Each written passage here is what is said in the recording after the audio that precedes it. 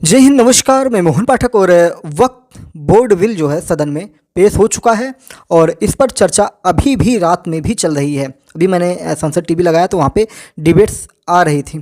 तो आइए थोड़ा जानते हैं कि ये बिल जो पास हो रहा है इससे भारतीय जनता पार्टी के लिए या नरेंद्र मोदी सरकार के लिए कैसे गेम चेंजर साबित हो जाएगा। ये बहुत बड़ी बात होगी और आप मान सकते हैं कि इतिहास में ये दर्ज हो जाएगा जैसे धारा 370 हटी थी। इन सारी चीज़ों को थोड़ा सा हम डिटेल में आपको बताने की कोशिश करेंगे। चैनल पर नए हैं तो एमपीएस हिंदी को सब्सक्राइब करके daily current affairs, news analysis के लिए हमारे साथ जुड़ सकते हैं। आइए तो चलिए शुरू करते हैं कि वक्फ बोर्ड के पास इस समय रेलवे और सेना के बाद सबसे अधिक ज़मीन है। इतनी ज़मीन होने के बाद भी पूरे साल में वक्फ बोर्ड इस संपत्ति से केवल 166 करोड़ की कमाई करता है। वक्त बोर्ड संशोधन बिल को पेश करते हुए किरण रिजिजू ने दावा किया कि वे एक साल में बोर्ड की कमाई कई गुना बढ़ा देंगे। वक्त बोर्ड संशोधन विधेयक लोकसभा में पेश कर दिया गया है 2 अप्रैल को। जब तक ये चीज़ें मैं आपको बता रहा हूँ तब तक लोकसभा में विधेयक के पक्ष और विपक्ष में लगातार बहस जारी है। मैंने अभी बताया कि अभी भी बहस चल रही है। समाजवादी पार्टी के मुखिया अखिलेश यादव ने बिल का विरोध करते हुए कहा कि यह विधेयक मोदी सरकार के लिए वाटरलू का युद्ध साबित होगा, जहां सिकंदर हार गया था। यानी कि वक्त बोर्ड संशोधन विधेयक मोदी सरकार के पतन का कारण बनेगा।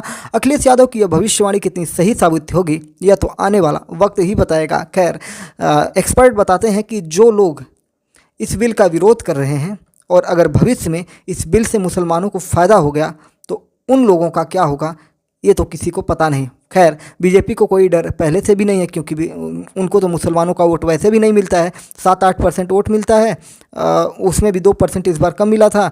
तो बीजेपी को तो वोट परसेंटेज की टेंशन ही नहीं है, उसको सिर्फ अपना काम करना है। लेकिन जो लोग इसके विरोध में हैं, अगर मान लीजिए भविष्य में मुसलमानों को इससे लाभ होता है, क्योंकि बताया जा रहा है कि जितने केस चल रहे हैं उनमें 70% केस मुसलमानों के ही है, तो इससे तो भाई लाभ मुसलमानों को होने वाला है। ये तो आने वाला वक्त ही तय करेगा। और अखिलेश यादव जिस प्रकार से कह रहे हैं कि यह युद्ध, ये जो बिल है ये वाटरलू का युद्ध साबित होगा, सिकंदर वहाँ हार गया था, ये भी हारेंगे, ये पतन का कारण बनेगा, ये सब चीज़ें उनकी अपनी इच्छा शक्ति है, जो भी वो कहें। अखिलेश यादव की भविष्यवाणी क्या होगी ये तो समय तय करेगा। देश के कई हिस्सों में जिस तरह मुसलमान कम्युनिटी के द्वारा पटाखे छोड़कर मिठाइयाँ बांटकर जश्न मनाया जा रहा है, ये खबर समाजवादी पार्टी के लिए चिंता की बात जरूर हो सकती है। विधेयक का समर्थन करते हुए कई सांसदों ने कहा कि वक्फ बोर्ड के संशोधन की बात इतिहास में हमेशा के लिए याद रखी जाएगी। वक्फ बोर्ड विधेयक बीजेपी के लिए मुश्किलें लाती है या मोदी सरकार के लिए गेम चेंजर साबित होने जा रही है, इसी चीज़ को हम कुछ टॉपिक में आपको बताने की कोशिश करेंगे। सबसे पहले बताते हैं कि मोदी सरकार अपने तीसरे कार्यकाल के सबसे अहम बिल पर लगभग जीत हासिल करने की ओर बढ़ रही है। अगर सरकार ने खुद किसी रणनीति के तहत बिल को लंबित नहीं किया तो अब कोई भी ताकत बिल पास करने से नहीं रोक सकती। अब तक नीतीश कुमार, चंद्रबाबू नायडू, देवगौड़ा, चिराग पासवान, मांझी, जयंत चौधरी की पार्टी ने बिल के समर्थन के लिए हरी झंडी दे दी है। कर्नाटक में सहयोगी दल जेडीएस के दोनों सांसदों ने वक्त संशोधन बिल के समर्थन के लिए तैयार हो चुके हैं। लोकसभा चुनाव में बहुमत पाने में असफल रहने वाली बीजेपी संसद में वक्त संशोधन बिल पर बहुमत से अधिक सांसद उसके पास हैं। मोदी सरकार इस समय 14 सहयोगी दलों के 53 सांसदों के समर्थन पर टिकी हुई है, पर वक्त बिल पर सभी उसके साथ खड़े हैं। जाहिर है कि इस बिल के पास होने के बाद सरकार और मजबूत होकर उभरेगी। आम जनता के बीच एक कमज़ोर सरकार की छवि को लेकर शासन करना बहुत मुश्किल होता है। इस जीत के बाद सरकार कई और महत्वपूर्ण फैसले ले सकेगी।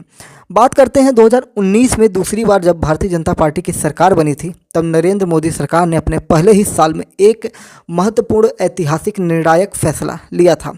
अनुच्छेद 370 को समाप्त करना एक इतना बड़ा फैसला था जिसके बारे में आम लोग सोच भी नहीं सकते थे। मुझे याद है कि जब मैं पढ़ता था, मैं टीचिंग का जब ट्रेनिंग कर रहा था, टीचर ट्रेनिंग कर रहा था, बेसिक टीचर सर्टिफिकेट मैं कर रहा था उत्तर प्रदेश से, तो वहाँ पे हमारे जो हेड ऑफ डिपार्टमेंट थे, मुझे याद है, तो अनुच्छेद 370 पर एक बार हम लोग चर्चा कर रहे थे क्लास में ही। तो वो कुछ आइडिया दे रहे थे कि जो जम्मू कश्मीर है वहाँ पे गैर मुस्लिमों को धीरे धीरे बसाया जाए और फिर उसके बाद जब उनकी जनसंख्या ज़्यादा हो जाएगी तब वहाँ पे धीरे धीरे इसको कंट्रोल करके 370, मतलब वो जो प्रोसेस बता रहे थे वो सैकड़ों सालों तक शायद सफल भी ना हो पाता।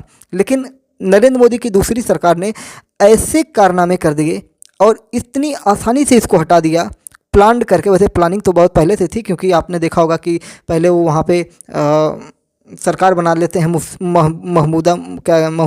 महबूबा मुफ्ती के साथ, और फिर उसके बाद सरकार गिर जाती है, फिर राष्ट्रपति शासन लगता है, फिर राष्ट्रपति शासन लगते ही सारी कमान केंद्र सरकार के पास आ जाती, क्योंकि वहाँ पे एक रूल था कि वहाँ पे कानून राज्य सरकार बना सकती है, लेकिन जब केंद्र सरकार के हाथ में सत्ता आएगी तो कानून केंद्र सरकार बना सकती है। तो बहुत ही जाल बिछा कर ये काम किया गया था, और उस जाल में वहाँ की लोकल पार्टियां फंस गई थी, और फिर उसके बाद उनको नज़रबंद करके 370 को सरकार हटा लेने में सफल हो गई।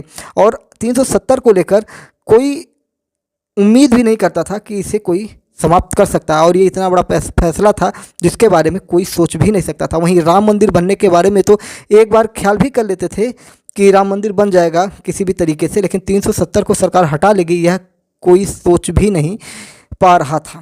पर मोदी सरकार ने यह कर दिखाया। वैसे ही वक्फ बोर्ड बिल का संशोधन करना बीजेपी के लिए सबसे बड़े ऐतिहासिक फैसलों में से एक हो जाएगा। बीजेपी के जो सबसे बड़े नारे थे उसमें वक्फ बिल संशोधन का कहीं जिक्र ही नहीं था। समान सिविल संहिता, राम मंदिर, 370 को ख़त्म करना ही सबसे बड़ा इनका टारगेट था। पर जिन लोगों ने वक्फ बोर्ड अधिनियम के बारे में ठीक से जानते हैं, उन्हें पता है कि इसमें संशोधन करना कितना ज़रूरी था। शायद वक्फ बोर्ड बिल को संशोधित करना अनुच्छेद 370 को खत्म करने, राम मंदिर बनाने से भी अधिक जरूरी हो चला था। मोदी सरकार अपने तीसरे कार्यकाल के पहले वर्ष में ही यह उपलब्धि हासिल करके 2019 को दोहराना चाहती है, और किसी भी प्रकार का रिस्क नहीं लेना चाहती है कि मान लीजिए अगले 5 सालों में पता नहीं सरकार के साथ क्या हो। लेकिन इतना बड़ा फैसला जब ये ले लेगी तो जितने भी इनके साथी घटक दल हैं वो इनको छोड़ के नहीं जाएंगे, क्योंकि जब ये फैसला एक बार टेबल पे आ जाएगा और इसकी पृष्ठभूमि और फिर आगे का भविष्य तय हो जाएगा तो कोई भी इनको छोड़ के नहीं जाएगा। कल्पना कर सकते हैं आपकी, अगर आपकी ज़मीन और घर के बारे में एक नोटिस आ जाए कि ये वक्त की है तो आप क्या करेंगे।